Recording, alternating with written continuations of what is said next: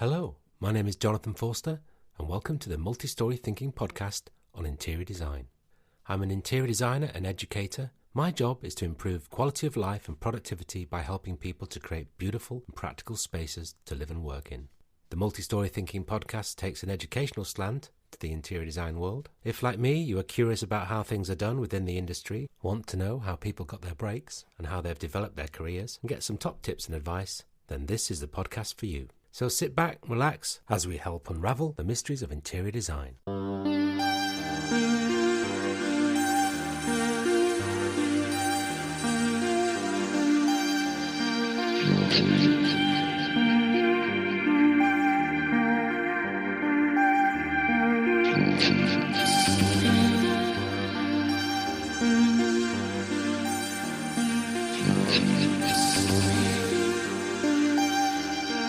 Simon Hamilton is an interior designer, lecturer, careers mentor and diversity advisor based in London. His experience as a creative within the built environment spans 3 decades, initially working as an interior designer across several sectors. He set up his first design consultancy in 2002 and continues to design for clients in the UK and Europe, and is the founder of Design Career Consulting. He has utilised his industry experience to specialise in design recruitment for interior designers and architects in the UK, Europe and Asia. Simon has been a project partner for the Gateway Project at the University of Plymouth, which is the School of Art and Design and Architecture's flagship project for access and participation. Spoke to Simon via Zoom in April 2023. In this episode, we discover the background to how the Gateway Project was started, how engagement with staff and students helped shape the process, the importance of building links with local businesses and communities, and we discover the real meaning behind the letters that spell GATE.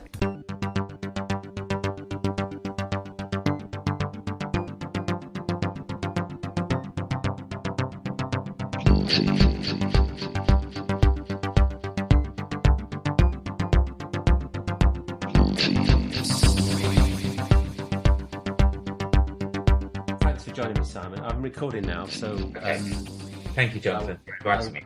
It's a pleasure, as always. I'm really pleased to have you on the podcast today because a project we've both been working on, the Gateway Project with the University of Plymouth, is moving into its 2nd year now, and I thought it was a really good opportunity to sort of reflect on how we set it up and also what we've been doing.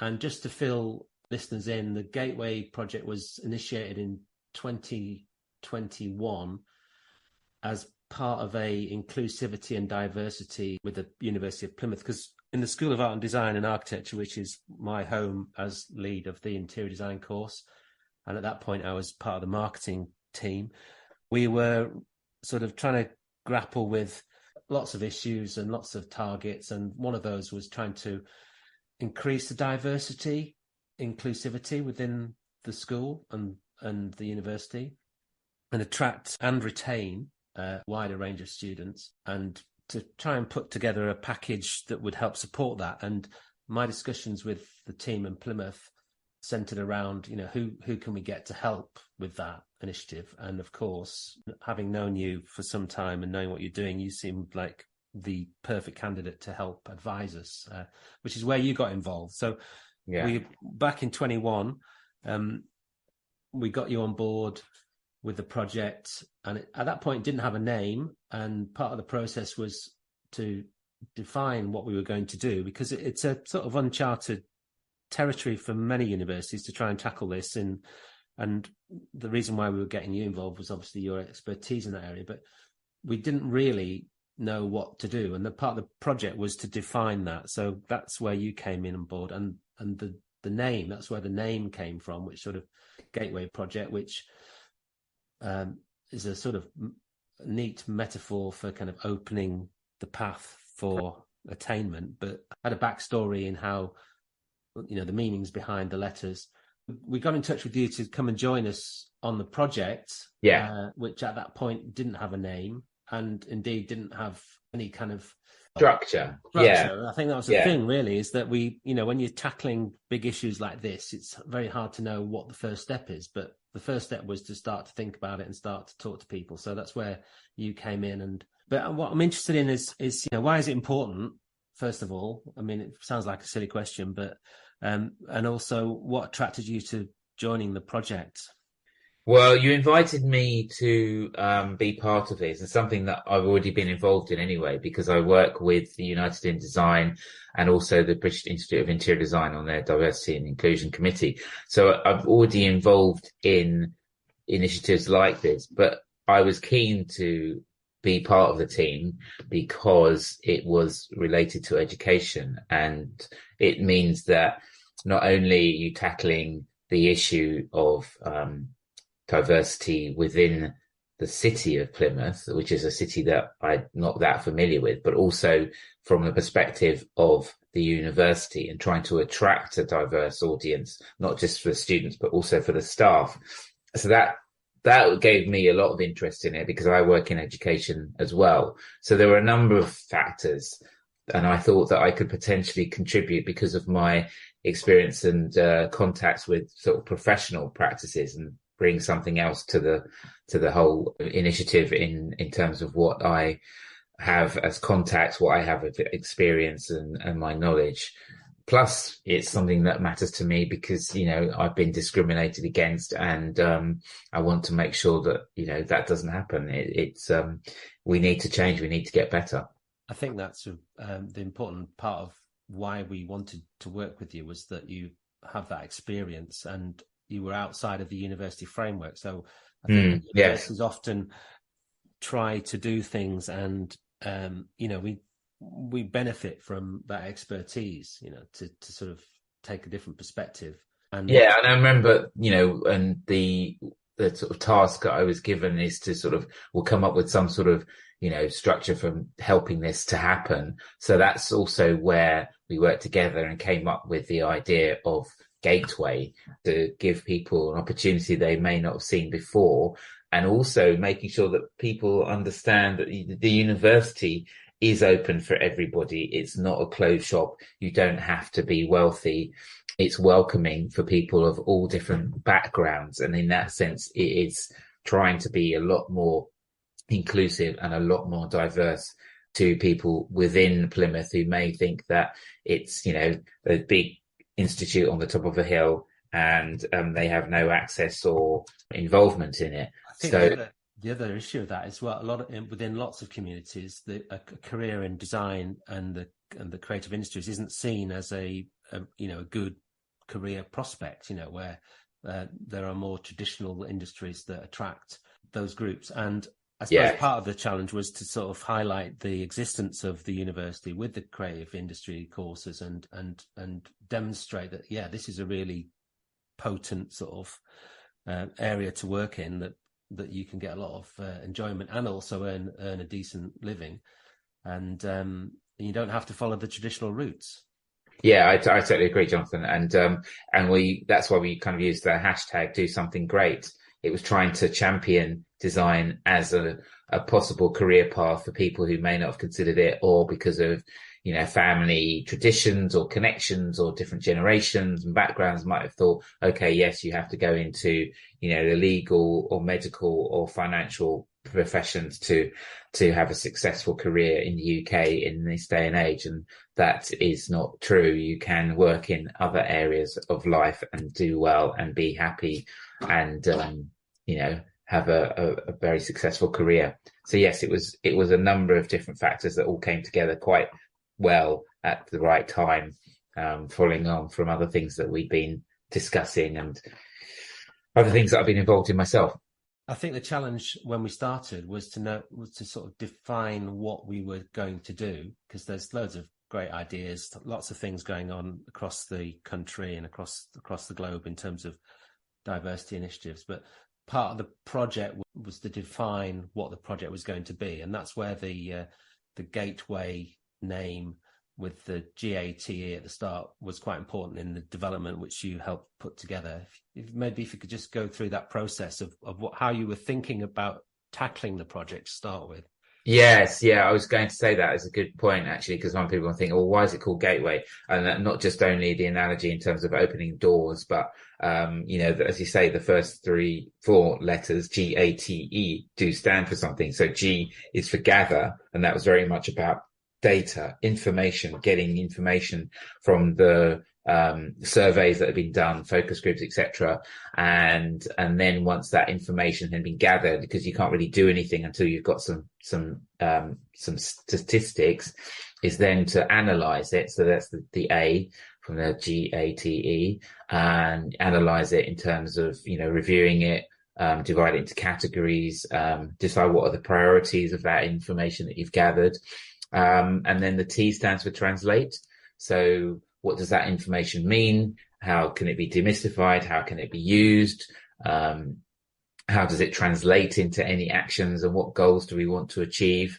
And then the E is for engage. And that is very much about how do we enable the information to be used? How do we engage with the target audience that we've identified from this information? And what results do we want? So the GATE is 4 important words: gather, analyze, translate, and engage. And engage also involves the process in terms of what we can do, whether that's workshops, events, social media activities, live tours, student interviews, student testimonials, faculty interviews, website content, LinkedIn posts, a Facebook campaign, and all sorts of other things. So it gave us a structure and a framework to hang things on, which we've continued to use to this day. And it's been extremely useful, because then we're able to explain the initiative in a better way and engage with other parties to be partners with.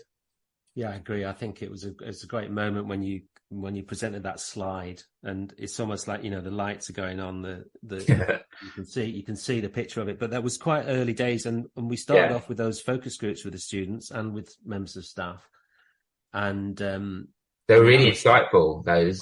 That's what I was saying. Yeah, it's amazing. The thing about universities has got this amazing resource of their students and staff.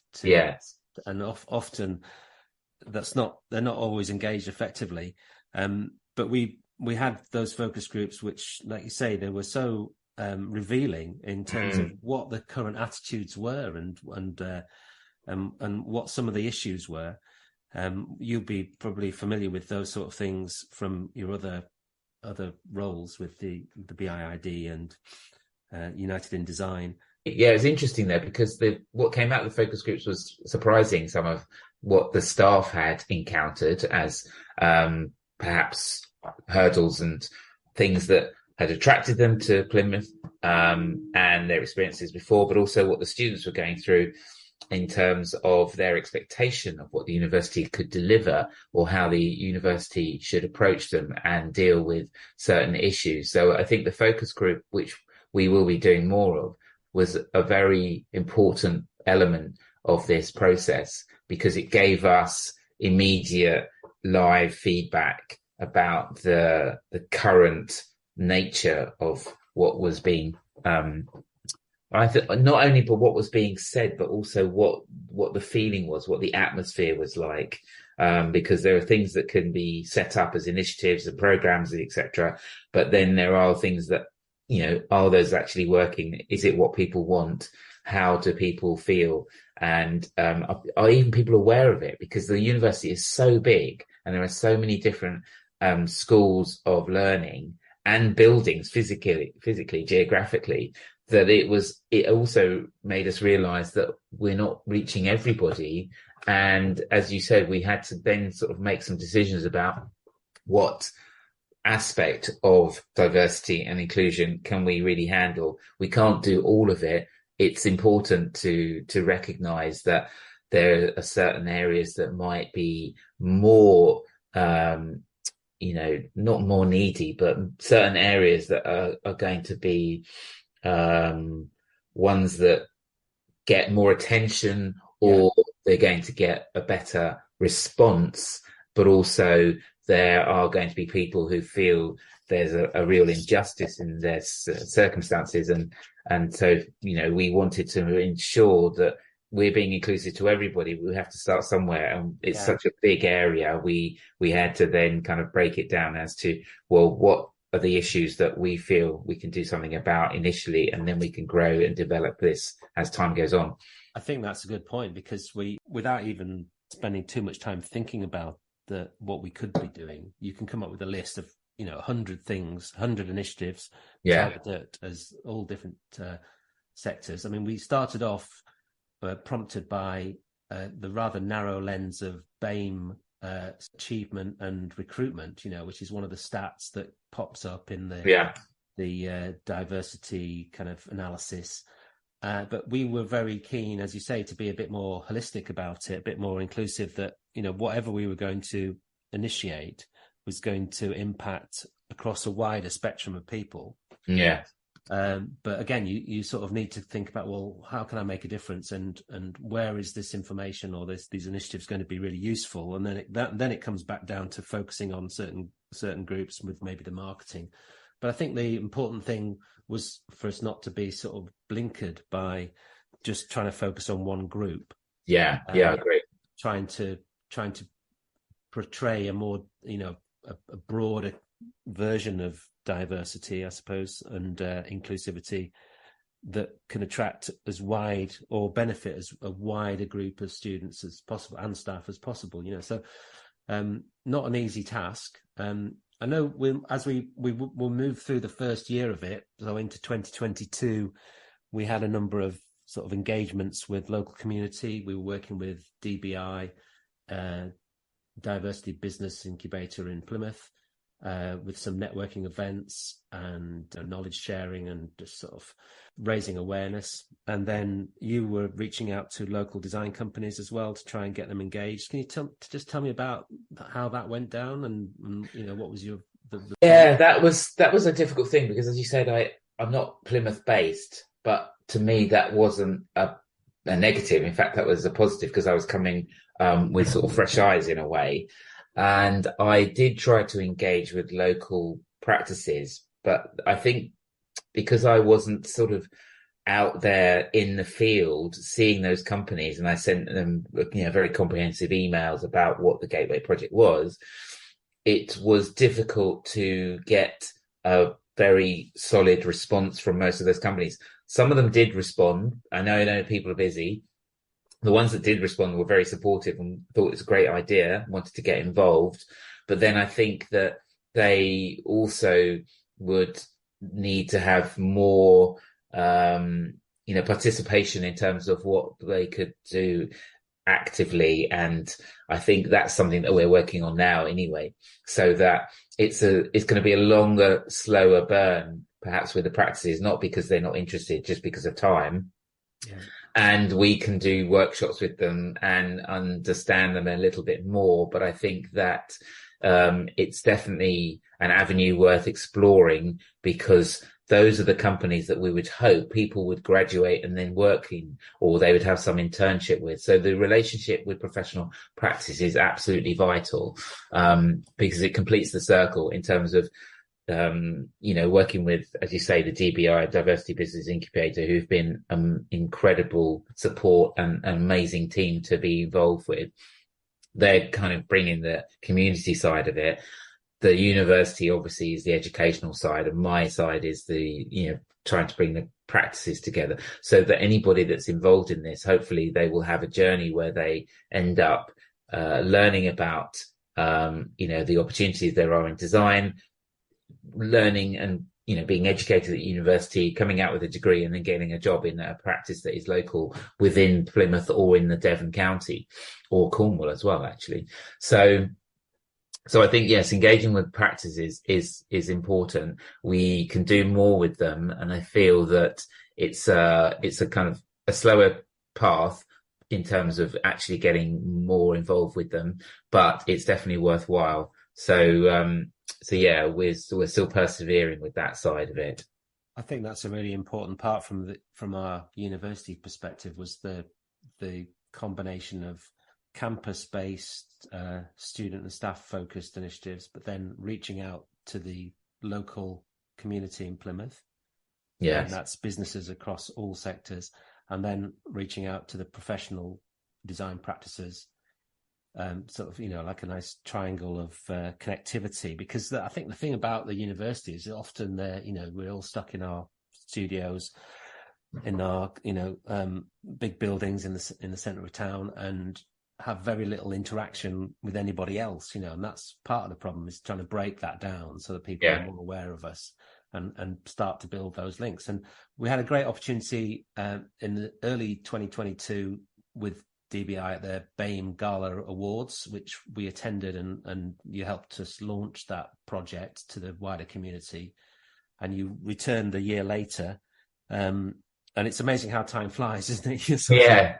Yeah. We launched it in 22, and in 23 we've got a series of sort of what we've called micro projects, which we've introduced based on the engagement from 22. We've narrowed our focus onto 3 micro projects, which were the work placements for school children, and then professional practice skills, and then the student designer series, which is your Instagram profiling.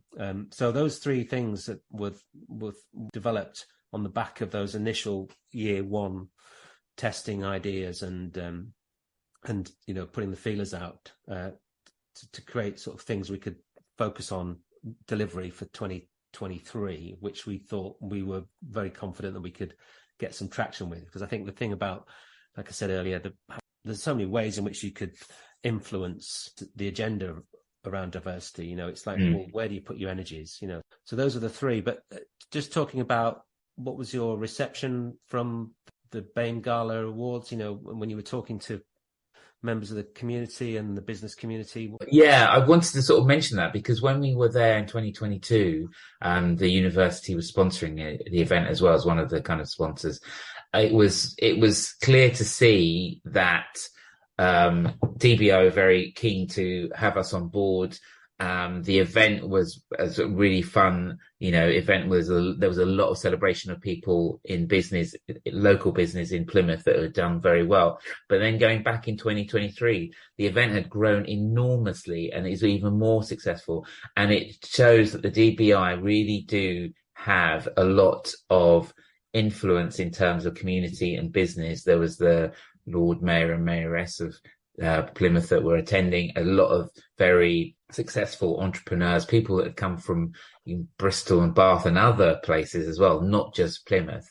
So I think the partnership that we've got with DBI is essential for the success of this, because they bring community, they bring business owners who have done very well, and they celebrate that, and that is fantastic. So the gala, even though it might seem like a one-off thing, it's a great marker. And also, because it comes early in the year, it's a springboard for doing other things. It gives people visibility, and it really does boost people as well. So that's been extremely good, and it would be great to carry on. Just going back to the point I was talking about before, professional practice, I think what we can do is hopefully be more visible, and I think that will really help in terms of more practices getting on board with this Gateway project, practices that might think that they're remote in terms of the gala and the university, etc., but actually they could be very much more involved. And also, as you've mentioned, these 3 micro projects, that really does bring things together. It's quite a good way of actioning things by having projects that are then a smaller scale, because then they become more achievable. With the outreach program for schools, we're talking to those at the moment, and that is something that we will definitely be more involved in over time. It takes a little bit of negotiation, discussions, meetings, etc., to organise. Then, of course, you've got the career workshop, which I've delivered for the university to the design students, which could be delivered across different sectors anyway, because it's very much about advising students who are going to graduate about what they can do before they graduate in terms of preparation for interviews, their CV, portfolio, if that's, required, but also just what the process is and what to expect and how to answer certain questions or even come up with their own questions and how to read a job description and what to look for when you're, searching for a new position. So all those sort of things that are going to be helpful. And as you mentioned, Jonathan, yes, there's going to be another student designer series. We had one last year, which was showcasing a selection of the interior design graduates' work. And it was fascinating to see, because although they're all doing the similar courses, interiors and architecture, they were very different in their attitude to what their potential was for the future, as much as, the work that they produced. So that in itself was exciting. And we want to do a new series this year showcasing the work of a selection of students, and it gives them a platform. That was the idea. It gives them a platform to say, look at me. This is what I've been doing. This is where I'd like to go. I want to kind of, change the world and be creative and be adventurous. And it's very exciting to see that. So I'm really looking forward to doing that again this year. Yeah, those two elements, the professional practice workshops and the designer series, the Instagram fit, a really important part of it, because I think we were looking at the areas of impact, and one was about engagement, and another side of it was about training, so the professional practice workshops give students really good skills that they can take forward. The student designer series is about giving people an opportunity to showcase their work, but also putting these people up as kind of role models for other students to look at. And I think absolutely. A combination of things going on there, which is really powerful, about equipping students to become successful and achieve their goals and their dreams, and then also giving them the opportunities to reach out and be visible within the industry, because it's so super difficult, isn't it, to with all the social media, to actually be seen or heard. And then giving them the confidence of that, but also the role modeling, I think, is really important. And for people to see the end product, or the almost formed product of a student going into the industry, they can aspire to that. And I think that's really important, particularly among certain communities that we might be targeting, or within the remit of diversity. And it provides a really strong sort of incentive to have a think about a design career, doesn't it? I mean, and you can see the end results of people moving out of university and becoming successful, starting their career steps, and we really wanted to bolster that with those professional practice elements, which plays really to your strengths in your own company. That's what part of your career has been built around, encouraging that kind of practice. Yes, it has. I suppose because I mentor and nurture people, help them get through, the difficult parts of their career. And it's something that I learned whilst I was, working as a recruitment consultant. I hated the sales side of it, but I liked the nurturing, mentoring side of it. And that's what I've retained and built up. And so I offer that sort of support for individuals, but also universities, and give different talks to people. I think you're right. Preparing people to go into the workplace, whatever the role or sector is vital, so that they don't feel lost once they've got a degree. They feel that there is some sort of future for them, however whatever the challenges might be. And as you say, role models are so important. If people can see their peers doing what they want to do, or achieving what they would like to achieve, they are going to be given far more confidence and encouragement to go in that direction. And I think that we can revisit the students that were featured, hopefully, on last year's series, and see where they are. And that in itself could be a nice little showcase to reflect on. And also, it's, as you said, it's about visibility, because it's quite a daunting task to consider going into the workplace when you're not really sure of your own identity, where you fit in, what sort of role do you want to find, are you right to stay in that sector and be a pure designer, or are there other areas of design that you can go into? So it's really letting people know, once you've graduated and got your degree, there are other doors that can open for you in the workplace that might not necessarily be, a traditional path. There may be other ways that you can still be creative, productive, and enjoy your development as a professional.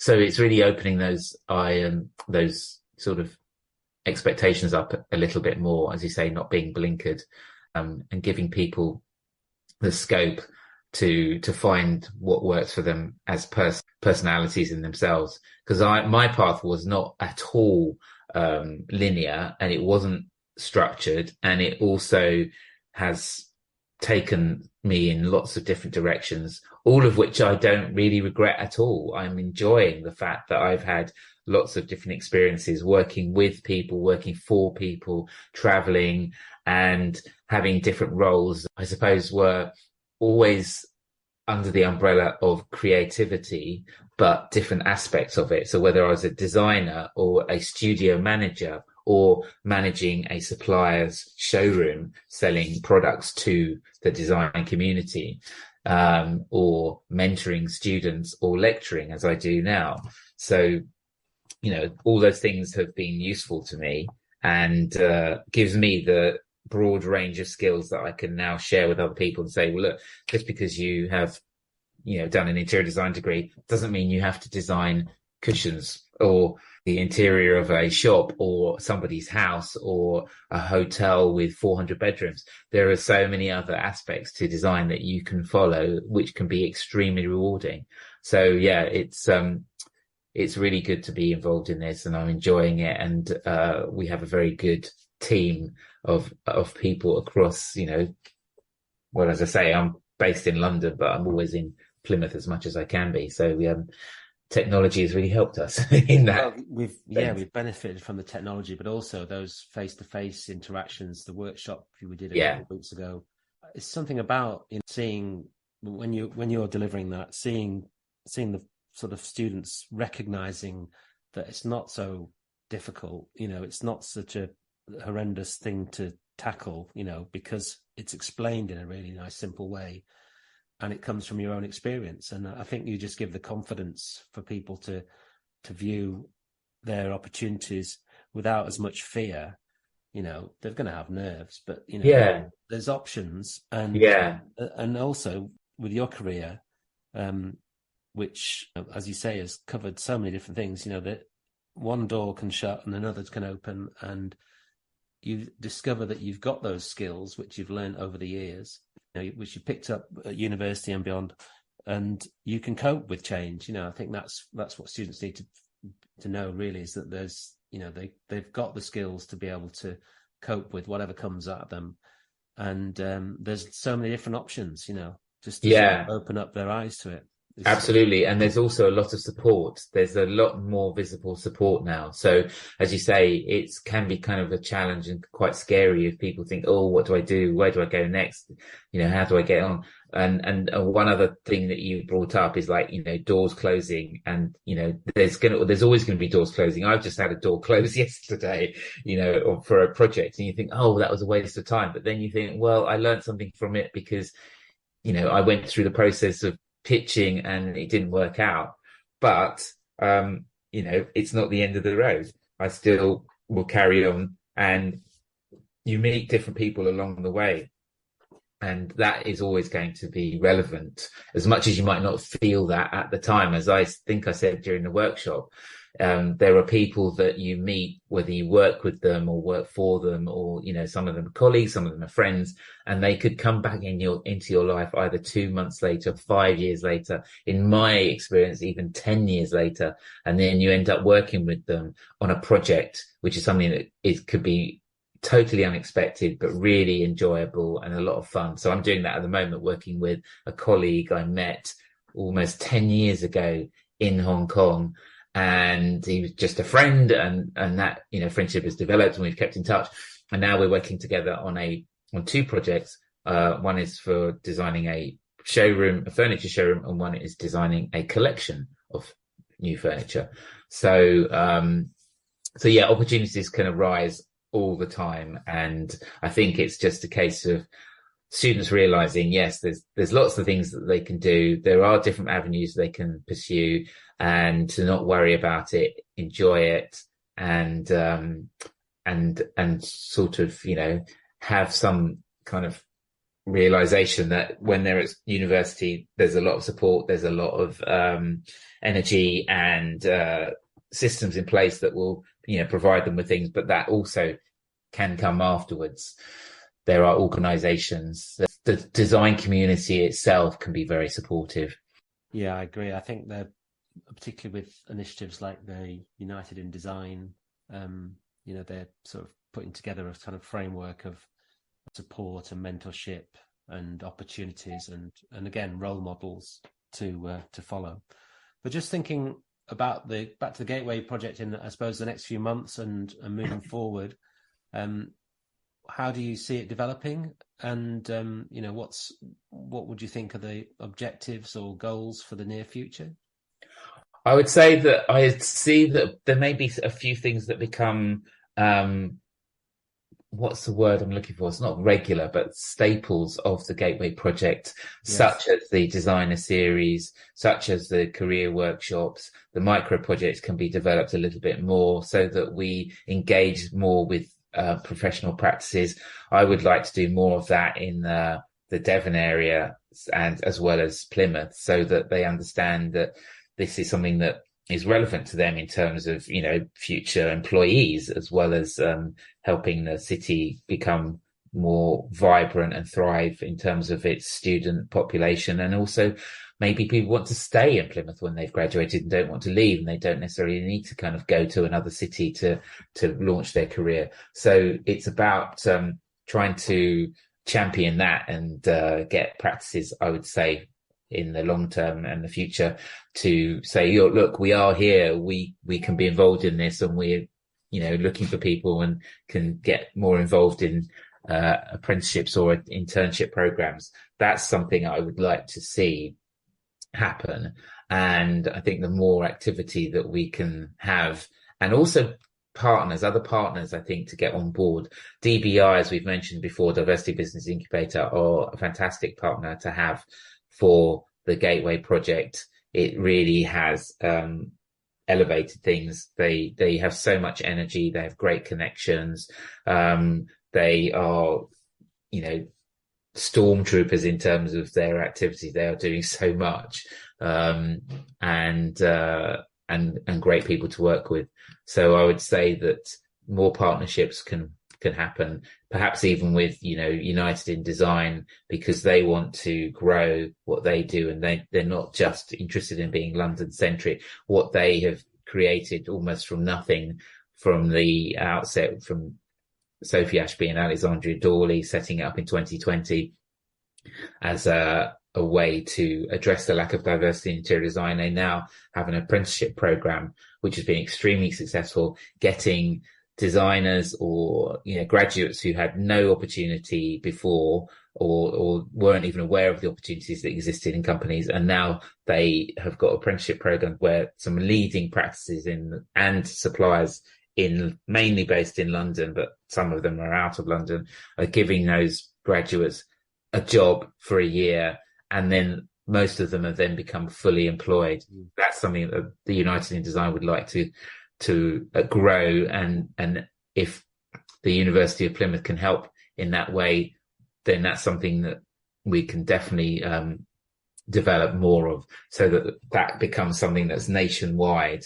And it's not just a London thing, but we could do it in Denver, and we could do it in, Manchester, we could do it in Edinburgh. I certainly think that from our perspective of having initiated the project, that we're looking for those partnerships with similar organizations or similar groups or groups with similar intentions, I suppose, is what we're, so where we can sort of share knowledge and share experience and move towards, shared goals, I guess. Yeah.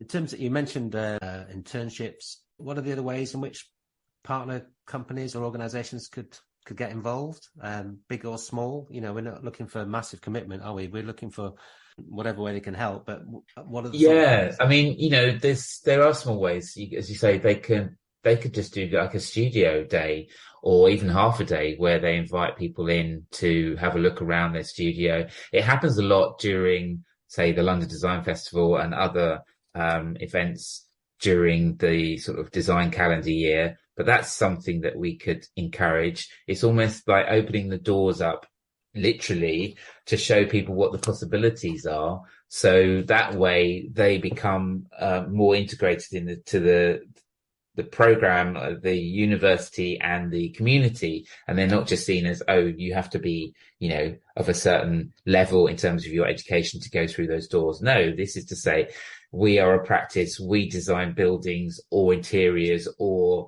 other, environments that people share, work in, live in. And I would say that would be a big benefit. And that's an easy way for a practice to get involved.